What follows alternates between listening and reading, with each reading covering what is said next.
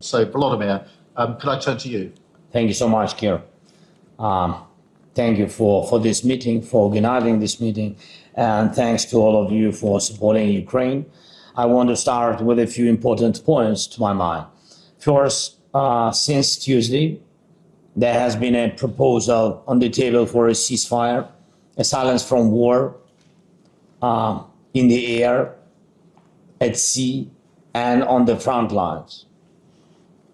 This is an American proposal and a full unconditional ceasefire for 30 days. And in that time, without killings, it would truly be possible to negotiate all aspects of a real peace.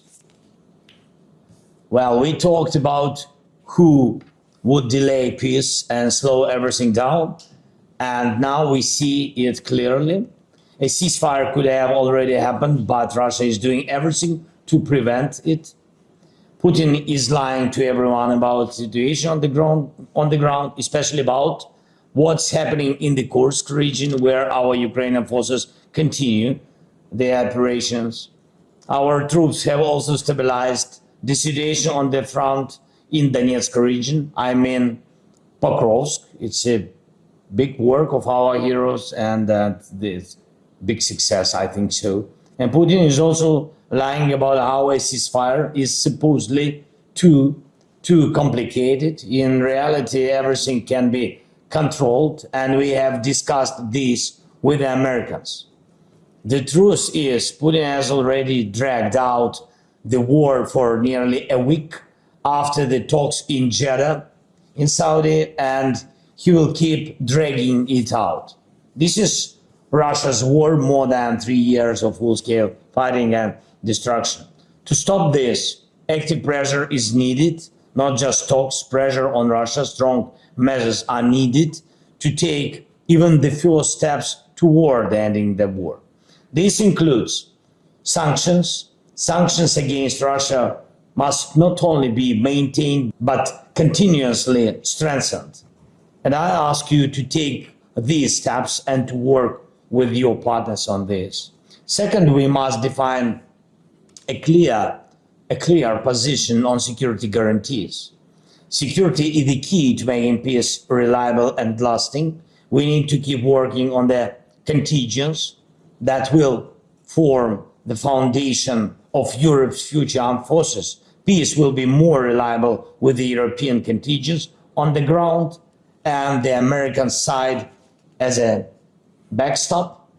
There must be clear commitments on how this will function.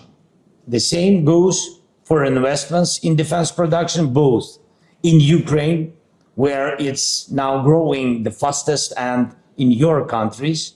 Europe needs its own arsenals and the capability to produce the most advanced weapons. It shouldn't take you 3 to 5 years to produce ammunition when it's about your defense and it's about your security. Please do it as soon as possible.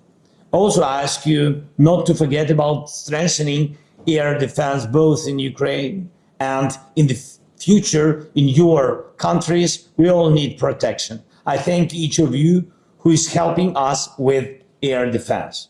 And this is a very bad signal, taking Russia's opinion into account regarding the contingent. The contingent must be stationed on Ukrainian soil. And this is a security guarantee for Ukraine and a security guarantee for Europe. If Putin wants to bring some foreign contingent into Russia's territory, that's his business. But it's not his business to decide anything about Ukraine's and Europe's security. And third, we need to unite not only Europe and G7, but also other countries around the world for the sake of peace. Many of you have connections across the globe in Latin America, Asia, Africa, in the Pacific region. We want to end this war in a just and final way.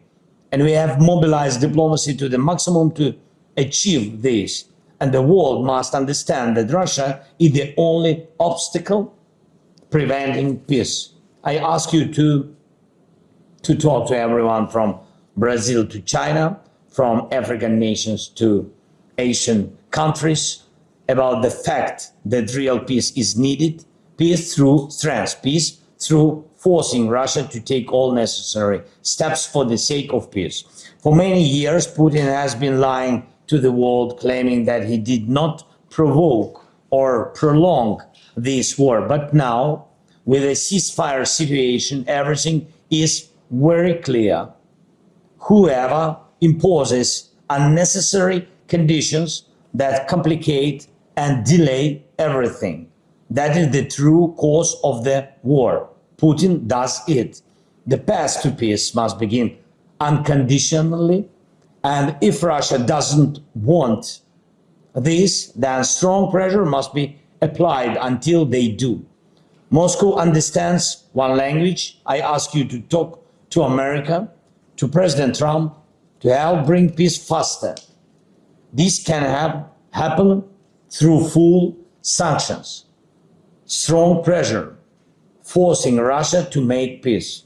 Peace is possible. It's possible when we all work together for peace, for security guarantees, for ensuring that the aggressor gains nothing from this war. Thank you so much. Thank you for your support. Slava Ukraini.